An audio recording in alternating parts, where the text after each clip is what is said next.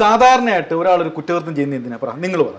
ഒരു ലാഭത്തിന് വേണ്ടി, ഒന്ന് സാമ്പത്തികമായിട്ടായിരിക്കാം, അല്ല അവൻ്റെ പെണ്ണുമ്പിള്ളെ അടിച്ചു മാറ്റാൻ വേണ്ടി, അല്ലെങ്കിൽ എന്തെങ്കിലും ലാഭത്തിന് വേണ്ടിയായിരിക്കും ഒരു കുറ്റകൃത്യം സംഭവിക്കുന്നത്. പക്ഷേ ഇത് നമ്മൾ പറയാൻ പോകുന്ന ഈ കഥയിലെ പ്രതിക്ക് എല്ലാം നഷ്ടപ്പെട്ടു, ജീവിതം നഷ്ടപ്പെട്ട് അയാളുടെ ഭാര്യ പോലും മറ്റൊരുത്തിൻ്റെ കൂടെ ഇറങ്ങിപ്പോയി. ആ ഒരു ദുരവസ്ഥയൊക്കെ നേരിടേണ്ടി വന്ന ബിറ്റ്രാജ് എന്ന് പറയുന്ന ഒരു പരാജിതൻ്റെ കഥയാണ് പറയുന്നത്. അയാൾ ഒരു കാര്യവുമില്ലാതെ പ്രത്യേകിച്ച് കാരണമൊന്നുമില്ല, ഒരാളെ കൊന്നു. ഒരു തെളിവ് പോലും ഇവിടെ ഇല്ല. പോലീസ് ഇവിടെ വെള്ളം കുടിച്ചൊരു കേസാണ്. കാരണം ദൃക്സാക്ഷി തെളിവുകളില്ല, CCTV ഒന്നുമില്ലാത്ത അന്തരീക്ഷത്തിൽ നിന്ന ഒരു കേസ് അതിവിദഗ്ധമായിട്ട് തെളിയിച്ച ഒരു കഥയാണ് പറയുന്നത്. ആ കേസ് അന്വേഷിച്ച നമ്മുടെയൊക്കെ പ്രിയപ്പെട്ട DSP ചന്ദ്രകുമാർ സാറ് അതിൻ്റെ നാൾ വഴികളിലൂടെ സഞ്ചരിക്കും. സാറേ നമസ്കാരം. പല കേസുകളിലും ഇതിൽ പോലീസ് തെളിവായിട്ട് മാറുന്ന ചിലപ്പം ഒരു ആത്മാവുണ്ടെന്നൊക്കെ നമ്മൾ പറയുന്ന പോലെ അതിൻ്റെ ഒരു സാന്നിധ്യമായിരിക്കാം, അല്ലെങ്കിൽ എന്തെങ്കിലും ഒരു ബോധോദയം ഉള്ളിലേക്ക് വരാം.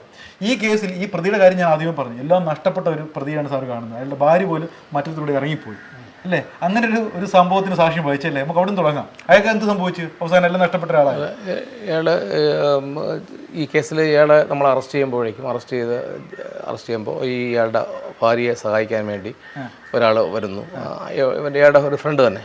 അവസാനം പിന്നെ ഇപ്പോൾ അത് ഈ കഴിഞ്ഞ ആഴ്ച കേസ് അയാളെ ശിക്ഷിച്ചു. അപ്പോഴേക്കും അറിയുന്നു, അപ്പോൾ അന്വേഷിച്ചപ്പോഴാണ് അറിയുന്നത് ഈ ഭാര്യ ഈ സഹായിക്കാൻ വന്ന സുഹൃത്തിനോടൊപ്പം ഇറങ്ങിപ്പോയി.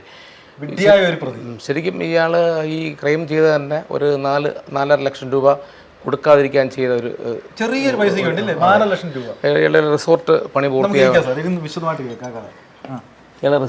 പൂർത്തിയാകാൻ വേണ്ടി ഉണ്ടായിരുന്നു. അപ്പോൾ ഈ റിസോർട്ട് പണി പൂർത്തിയാക്കാൻ വേണ്ടി റിസോർട്ടിൽ ഈ ക്രൈം നടക്കുന്നത് 2018 ഡിസംബർ 9 ജനുവരി 1 റിസോർട്ട് ഉദ്ഘാടനം വെച്ചിരുന്നതാണ്. അയാളുടെ റിസോർട്ട് തന്നെയാണ്. അത്യാവശ്യം നല്ലൊരു സ്പേസിലാണ്, വലിയ റിസോർട്ടാണ്. നല്ല ഒരു ഏക്കറോളം ഭൂമിയുണ്ട് റിസോർട്ടാണ്.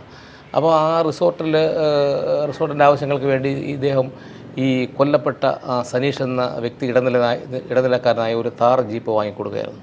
അപ്പോൾ ഈ ജീപ്പിൻ്റെ കാശ് കൊടുക്കാതെ 1 ലക്ഷം രൂപ കൊടുക്കുകയും 4 ലക്ഷം രൂപ കൊടുക്കാതെ പല പ്രാവശ്യം ചോദിക്കുമ്പോഴേക്കും കൊടുക്കാമെന്ന് പറയുന്നത് പ്രതി ബിറ്റാജ് എന്നാണ് ബിറ്റാജാണ് പ്രതി. അപ്പോൾ ഇയാൾ സനീഷ് ഇടനിലക്കാനായിരുന്ന ജീപ്പിൻ്റെ കാശ് കൊടുക്കാതെ പല പ്രാവശ്യം ചോദിച്ചു. അപ്പോൾ ജീപ്പിൻ്റെ ഉടമസ്ഥൻ ഈ സനീഷിനോട് ചോദിക്കും കാശ്. സനീഷ് ഇയാളോട് പല പ്രാവശ്യം ചോദിക്കുമ്പോഴും ഇയാൾ അത് കൊടുക്കാൻ സമ്മതിച്ചു. ഒരു ദിവസം ഇയാളെ കൊടുക്കാമെന്ന് പറഞ്ഞ് വിളിച്ചു വരുത്തിയിട്ട് അന്ന് പൈസ കൊടുക്കുന്നില്ല. പിന്നെ ഇവർ തമ്മിൽ സംസാരങ്ങളായി. അങ്ങനെ ഇയാളെ ഇടിച്ചും ഇയാളുടെ തല പിടിച്ച് ഭിത്തിയിലിടിച്ചും അതിദാരുണമായി ഇവിടെ ഒരു 6-7 റിബ്സ് എല്ലാം പൊട്ടിപ്പോയി. വളരെ ബ്രൂട്ടലായിട്ടാണ് ഇയാളെ കൊന്നത്.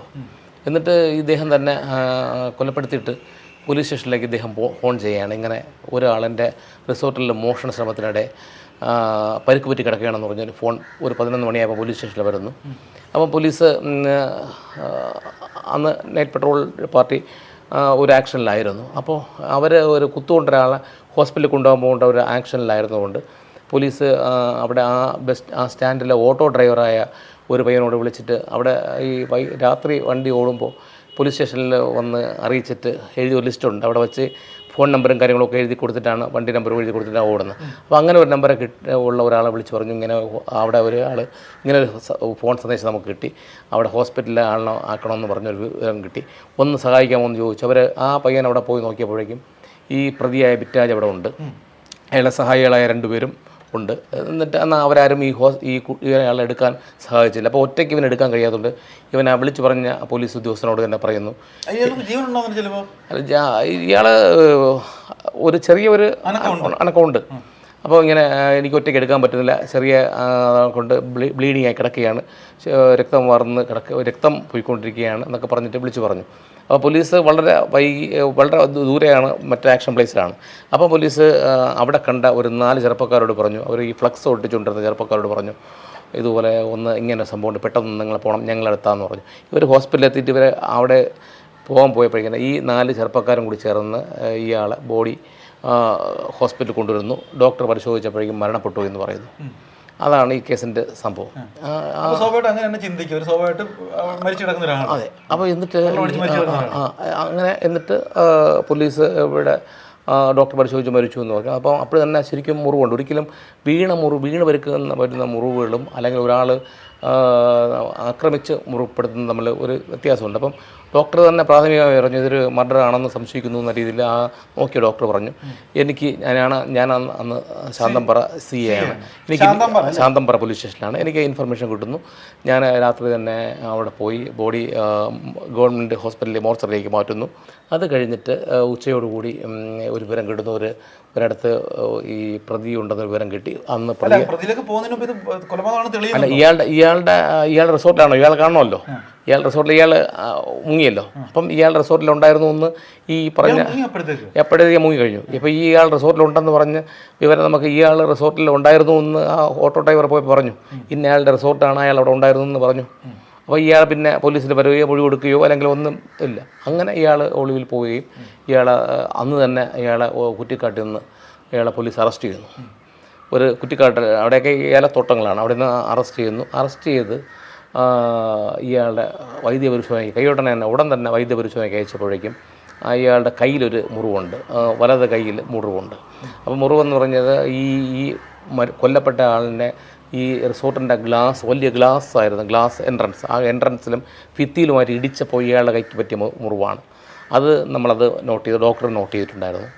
അത് കഴിഞ്ഞിട്ട് ഇയാളുടെ ബോഡിയിലുള്ള ഇത് ബ്ലഡ് സ്റ്റെയിന്, നെയിൽ ക്ലിപ്പിങ്സ്, അതൊരു വലിയൊരു എവിഡൻസായി പിന്നെ വന്നു. നെയിൽ ക്ലിപ്പിങ്സ് എല്ലാം ഡോക്ടർക്ക് റിക്വസ്റ്റ് കൊടുത്ത് എല്ലാം കളക്ട് ചെയ്തു. ഇയാളുടെ ഡ്രസ്സെല്ലാം ഡ്രസ്സെല്ലാം സീസ് ചെയ്തു. ഇതൊക്കെ നമ്മൾ പിന്നെ ഫോൺ ഉടൻ തന്നെ ഇമ്മീഡിയറ്റ് ഫോൺ സീസ് ചെയ്തു. ഇതെല്ലാം നമ്മൾ സീൽ ചെയ്ത് ഫോറൻസിക്കിൽ അയച്ചു. പിന്നെ ഇതൊക്കെ നമുക്ക് വിചാരണ വേളയിൽ ആദ്യം വന്ന ഓട്ടോയിലും എടുത്തുകൊണ്ട് പോയവരൊക്കെ ഹോസ്റ്റലായി, അവരെല്ലാം കൂറുമാറി. കാരണം ഇയാൾ ഇത്തിരി സാമ്പത്തിക ഭദ്രത ഉള്ളൊരു പ്രതിയാണ്, അവരെല്ലാം കൂറുമാറി. ഒരു കാര്യം ചോദിക്കട്ടെ സാർ, ഇപ്പോൾ ഇദ്ദേഹം ഇവിടുന്ന് അബ്സ്കോണ്ടിങ് ആയല്ലോ, പോയല്ലോ, അതാണ് ഒരു സംശയിക്കുള്ള കാരണം? അതോ അല്ല ഇയാളുടെ റിസോർട്ടിലാണ് അയാൾ നിന്നായിരുന്നെങ്കിലും നമുക്ക് ഇയാൾ നിന്നിട്ട് കള്ളം പറഞ്ഞാൽ നമുക്കത് ബ്രേക്ക് ചെയ്യാം, ചോദ്യം ചെയ്യാമല്ലോ. മറ്റു നമുക്ക് അയാളോട് ചോദിക്കാൻ ഒരു ഓപ്ഷൻ ഇല്ല. അയാൾ ഈ ഓട്ടോ ഡ്രൈവറെല്ലാം കൂറുമാറുന്ന പിന്നീടാണ്. പോലീസിന് മൊഴി കൊടുക്കുമ്പോഴും അവർ രഹസ്യ മൊഴി കൊടുക്കുമ്പോഴും ഒക്കെ അവർ ഇത് കറക്റ്റായി പറയുന്നുണ്ട്. ഇത് ഞങ്ങൾ പോയപ്പോഴേക്കും ഇന്ന ബിറ്റാജ് ഉടമസ്ഥനായ ബിറ്റാജ് ഉണ്ടായിരുന്നു, സഹായികളായ 2 പേരുണ്ടായിരുന്നു എന്നൊക്കെ അവർ പറയുന്നുണ്ട്. എന്നിട്ട് ഇയാൾ അറസ്റ്റ് ചെയ്തപ്പോൾ ഇയാളത് പോലീസിനോട് കുറ്റം സമ്മതിക്കുകയും ചെയ്തു. പക്ഷേ ആ സമ്മതം കോടതി വരുമ്പോൾ മാറും. അതാണ് ശരിക്കും പറഞ്ഞത്, ഇനിയാണ് നമുക്ക് അറിയേണ്ടത്. അപ്പോൾ അതുവരെ സാറിന്റെ ഭാഗം ക്ലിയർ ആണ്, പക്ഷേ കോടതി തെളിവിനാണ്. ഇതിനകത്ത് ഐ വിറ്റ്നസ് ഇല്ല, ഒന്നുമില്ല. സാക്ഷികളുണ്ടായിരുന്ന സാക്ഷികൾ കൂറുമാറി. ഈവൻ അവസാനം ഈ ഗ്രാഫർ തന്നെ നമ്മൾ അദ്ദേഹം പോലും കൃത്യമായിട്ട് പറയാൻ ഉള്ള ഇതല്ല. അപ്പോൾ അങ്ങനെ വന്ന ഇതിൽ നമ്മുടെ പോലീസിൻ്റെ സ്റ്റേറ്റ്മെൻറ്റുകളും പിന്നെ ഇതിൻ്റെ ഫോറൻസിക് തെളിവുകളും അതുപോലെ തന്നെ മറ്റ് ശാസ്ത്രീയ തെളിവുകളെല്ലാം ഈ കേസിൻ്റെ വിധി നിർണ്ണായകത്തിന് വളരെ വളരെ അതെ. കാരണം എന്ന് വെച്ചാൽ ഇതിൽ ഇയാളുടെ നെയിൽ ക്ലിപ്പിങ്സിനകത്ത് മറ്റേയാളുടെ DNA ഉണ്ടായിരുന്നു, മരിച്ചയാളുടെ DNA ഉണ്ട്, ബ്ലഡ് സ്റ്റെയിൻ ഉണ്ട്. നമ്മളൊരാളെ വെട്ടിക്കൊല്ലും അല്ലെങ്കിൽ കോഴി ഇറക്കുക, അങ്ങനെയുള്ള സംഭവത്തിൽ ഇതിന്റെ നമുക്ക് ഒരു തെളിവ് ഇതിൽ നമ്മൾ മനസ്സിലാക്കുന്നത്, ഇത് എക്സ്പേർട്ടുകൾ പറഞ്ഞിട്ടുള്ളതെന്ന് വെച്ചാൽ ഈ കോഴിയൊക്കെ വെട്ടുമ്പോഴൊക്കെ നമ്മൾ ഇങ്ങനെ ഇതിൻ്റെ ബ്ലഡ് സ്റ്റെയിൻ നമ്മൾ അറിയാത്ത ഈ ചെവിയുടെ ഇടയിലോ ചെവിക്ക് ഉള്ളിലോ അല്ലെങ്കിൽ മുടിയുടെ ഇടയിലോ നമ്മളെ കൈയുടെ നഖത്തിനിടയിലോ ഏതെങ്കിലും പാർട്ടിലൊക്കെ നമ്മൾ അറിയാതെ ചിലപ്പോൾ കുളിച്ചാലും പോകില്ല, കാണാൻ ഒക്കാത്ത സ്ഥലങ്ങളിൽ ഉണ്ടാവും. നമ്മളത് പെട്ടെന്നുള്ള വാഷിങ്ങിൽ പോകില്ല. അപ്പോൾ അത് നമുക്ക് നമ്മൾ കൈ ടച്ച് ചെയ്യാത്ത ചില ഭാഗങ്ങളൊക്കെ ഉണ്ടാവില്ല. അവിടെയൊക്കെ ചിലപ്പോൾ ഇതിരുന്നാൽ നമ്മളിത് ഇമ്മീഡിയറ്റ് പ്രതിയെ അറസ്റ്റ് ചെയ്യുകയാണെങ്കിൽ ആദ്യം ചെയ്യേണ്ട കാരണം വെച്ചാൽ പ്രതിയുടെ ഒരു മെഡിക്കൽ പരിശോധന നടത്തുമ്പോൾ തന്നെ ഈ കാര്യങ്ങളെല്ലാം ബ്ലഡ് സ്റ്റെയിനോ ഇതുമായിട്ടുള്ള എന്തെങ്കിലും ഫോറിൻ ഒബ്ജക്ട്സ് എന്തെങ്കിലുമൊക്കെ ഉണ്ടെങ്കിൽ ഇത് ശരിക്കും നിർണ്ണായകം. അതുപോലെ തന്നെ ചില കേസുകളിൽ ചില കേസുകളിൽ ഇപ്പോൾ ചോര തന്നെ വേണമെന്നില്ല, ഹെയർ ഉണ്ടാവാം, മരിച്ചവൻ്റെ ഹെയർ ഇവൻ്റെ ബോഡി പാർട്ടിലെവിടെയെങ്കിലും ഇരുന്നാൽ മതി, ഹെയർ ഉണ്ടാവാം, അവൻ്റെ ഡ്രസ്സിലെവിടെയെങ്കിലും ഇരുന്നാൽ മതി, അതും ഉണ്ടാവാം. ഇതിനകത്ത് ഡ്രസ്സിനകത്തും ബ്ലഡ് ഉണ്ടായിരുന്നു, അയാളുടെ സോക്സിനകത്ത് പോലും ബ്ലഡ് ആയിരുന്നു. നമ്മളിപ്പോൾ ഇയാളെ ഹോസ്പിറ്റലിൽ കൊണ്ടുപോകാൻ ഹെൽപ്പ് ചെയ്താൽ പോലും സോക്സിനകത്തും ഈ പ്രഥമ ദൃഷ്ടിയുള്ള ഭാഗങ്ങൾ ശരീരം ടച്ച് ചെയ്യുന്ന ഭാഗത്തുണ്ടാകാം. ആന്തരികമായ ഭാഗങ്ങൾ അകത്തൊക്കെ ഉണ്ടാവണമെങ്കിൽ DNA നമുക്ക് കിട്ടണമെങ്കിൽ ഇത് കുറച്ച് ക്ലോസ് കോണ്ടാക്ട് ഉണ്ടെങ്കിലേ പറ്റുള്ളൂ. നഖത്തിനിടയിലൊക്കെ ഉണ്ടായിരുന്നു. പിന്നെ അത് മാത്രമല്ല ഇതിനകത്ത് ഫോട്ടോസ് ഈ ഇമ്മീഡിയറ്റ് ആയിട്ട് നമ്മളെ ഫോൺ സീൽ ചെയ്തുകൊണ്ട് ഉള്ള ഗുണമെന്ന് വെച്ചാൽ ഈ ടൈമിലെടുത്ത ഫോട്ടോസും ഇയാളുടെ റിസോർട്ടിൻ്റെ പശ്ചാത്തലം, ഇയാൾ മറ്റുള്ളവർ നിൽക്കുന്നത്, മറ്റ് പ്രതികൾ നിൽക്കുന്നത്, ഇയാൾ, പിന്നെ അതുപോലെ തന്നെ ഇയാളുടെ അവൻ്റെ ബോഡി കിടക്കുന്നത്, അവൻ ബ്ലഡ് ഒഴുകിക്കൊണ്ടിരിക്കുന്നത്, അങ്ങനെ അവൻ്റെ ആ കാര്യങ്ങളിൽ അവനെ കെട്ടിയിട്ടിരിക്കുന്നിടത്തൊരു ഫോട്ടോ വരെ അതിനകത്ത് ഇയാൾ സ്റ്റോറി വെച്ചിട്ടുണ്ട്. ഇയാൾ എന്തിനാണെന്നറിയില്ല, ഇയാളത് ഫോട്ടോ എടുത്തു. ഇയാൾക്ക് അത് ഡിഫൻസ് ആയിട്ട് എടുക്കാൻ വേണ്ടി എടുത്തതാണെന്നറിയില്ല. പക്ഷെ അതെന്തായാലും ഇയാൾക്ക് അതും എവിഡൻസ് വന്നപ്പോഴേക്കും ഇയാൾക്കെതിരായിട്ടുള്ള ഒരു തെളിവായിട്ട് അല്ല. ഇതിനകത്ത് ഒരു പ്രശ്നം എന്ന് വെച്ചാൽ ഈ ഡോക്ടർ ടീമിനെ ഞങ്ങൾ ആ സ്പോട്ടിൽ കൊണ്ടുവന്നു. ഈ ഫോറൻസിക് ഡോക്ടേഴ്സിനെ സ്പോട്ടിൽ കൊണ്ടുവന്നു. സാധാരണ റെയർ കേസുകളിൽ മാത്രമേ അവർ സ്പോട്ട് കാണണമെന്ന് വരുള്ളൂ. ഇതിനകത്ത് ഈ റിബ്സൊക്കെ പൊട്ടിയായിരുന്നു. മാത്രമല്ല ആയുധങ്ങൾ യൂസ് ചെയ്തിട്ടായിട്ട് പറയുന്നില്ല, റിബ്സ് പൊട്ടിയിരിക്കുന്നു.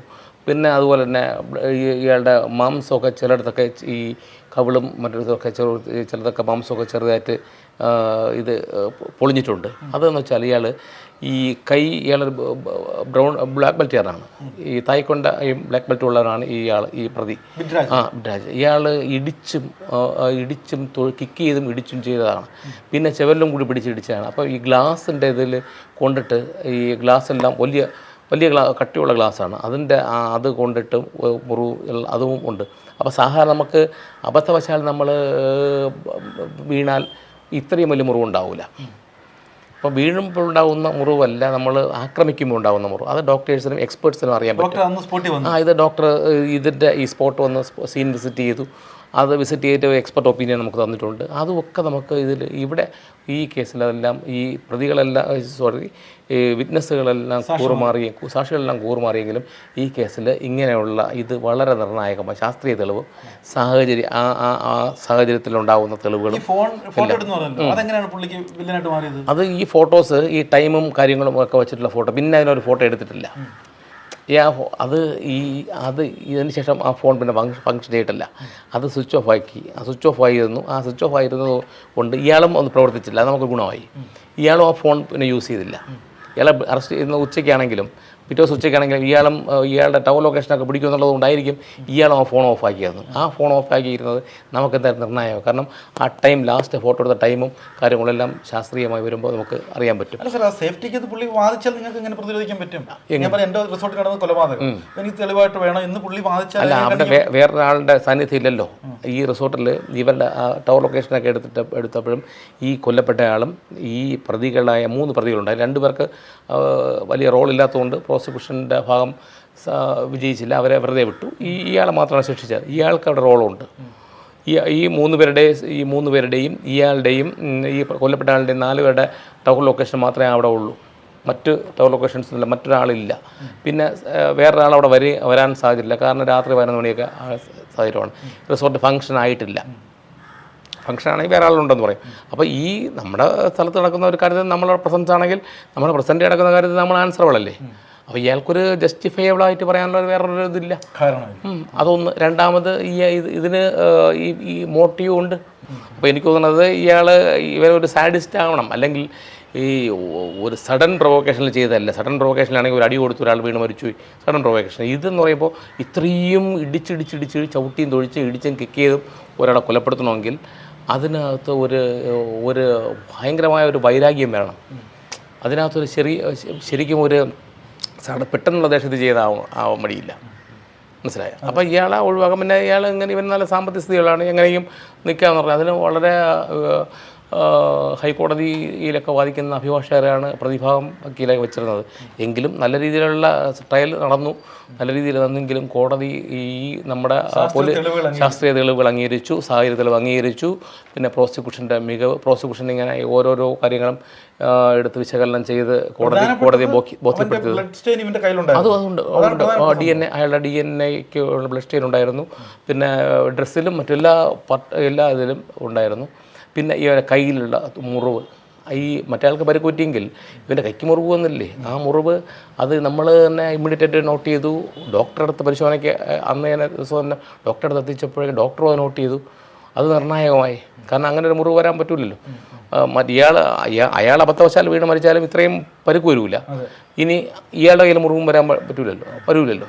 അപ്പോൾ അങ്ങനെ അതുകൊണ്ട് അത് ഒരു നിർണായകമായി അത് ഇതിൻ്റെ എന്നൊക്കെ നിങ്ങൾ ആദ്യം പറഞ്ഞതുപോലെ ഇതിൽ നിന്ന് ഞാൻ മനസ്സിലാക്കുന്നത് ഇവൻ ഒരു 4 ലക്ഷം രൂപ അല്ലെങ്കിൽ സാവകാശം പറയുക, അല്ലെങ്കിൽ എന്തെങ്കിലും ആരെങ്കിലും മധ്യസ്ഥരാരെങ്കിലും മധ്യ സംസാരിക്കുക ഒന്നും ചെയ്യാതെ, അല്ലെങ്കിൽ പോലീസ് സ്റ്റേഷനിൽ പരാതി അങ്ങനെ എന്തെങ്കിലും കൊടുത്ത് ചെയ്യാതെ ഇയാൾ അതിൽ നിന്ന് ഒഴിവാക്കാൻ വേണ്ടി ചെയ്തത്. ഇപ്പോൾ അയാളുടെ പിന്നെ അറിയുന്നത് ഇപ്പോൾ കഴിഞ്ഞ 2 ദിവസത്തിന് മുമ്പാണ് ആ കേസിൽ വിചാരണ പൂർത്തിയായി.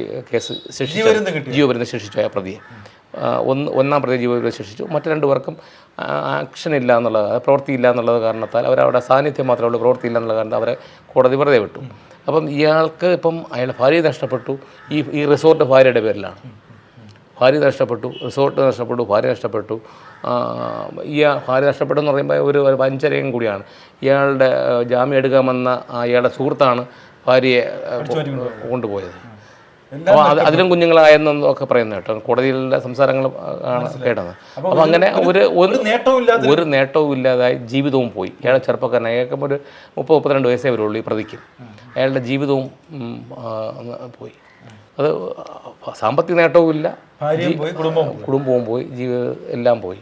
അപ്പോൾ അങ്ങനെ ഒരു അവസ്ഥയില്ല. ഇതൊക്കെ ഇത് സമൂഹത്തിന് ഇതൊക്കെ ഒരു പാഠമാണ്. കാരണം എന്താ വെച്ചാൽ ഇതിൽ നിന്ന് തന്നെ ഈ കാര്യങ്ങൾ മനസ്സിലാക്കുന്ന ആൾക്കാർ തന്നെ ഈ കുറ്റകൃത്യത്തിൽ നിന്നൊക്കെ വിവേകപൂർവ്വം ചിന്തിച്ച് ജീവിക്കേണ്ട ഒരു സ്റ്റോറിയാണിത്. ശരിക്കും പറഞ്ഞാൽ കറക്റ്റാണ് അത് പറഞ്ഞേക്കാം. നമ്മൾ കുറ്റകൃത്യം ചെയ്യുമ്പോൾ ഒന്നിയും നേടണം, അല്ലെങ്കിൽ പിന്നെ നമ്മൾ എന്തിനീ പണിക്ക് ഇറങ്ങിത്തിരിക്കുന്നത്? ഒരു കാര്യമില്ല. അദ്ദേഹം പറഞ്ഞാൽ ബിദ്രാജ് എന്ന് പറയുന്ന ആളുടെ പേരോട് ഇഷ്ടംപോലെ കോടീശ്വരനാണ്. അയാളുടെ റിസോർട്ടും പോയി, ഭാര്യയും പോയി, അവസാനം പെരുവഴിയായി, അവസാനം കിടന്ന് തിന്നുന്ന അവസ്ഥയാണ് ബിദ്രാജിന് വന്നിരിക്കുന്നത്. അപ്പോൾ നമുക്ക് നേട്ടമില്ലാത്ത കാര്യമൊന്നും ചെയ്തിട്ട് ഒരു കാര്യമില്ല, കോട്ടം മാത്രമേ ഉണ്ടാകത്തുള്ളൂ. ഒരു തെളിവ് മാത്രമേ ഉള്ളൂ. ബ്ലസ്റ്റൈൻ പോലെയുള്ള ശാസ്ത്രീയ തെളിവ് കൊണ്ട് ഈ കേസ് കളിച്ച് നമ്മുടെ ചന്ദ്രബാബു സാറിന് ഹൃദയം നിറഞ്ഞ അഭിനന്ദനം പറയുന്നതുകൊണ്ട് നമുക്ക് അടുത്ത എപ്പിസോഡിൽ മറ്റൊരു കഥയുമായി വീണ്ടും നമ്മളെത്തും. അതുവരെ എല്ലാ പ്രേക്ഷകർക്കും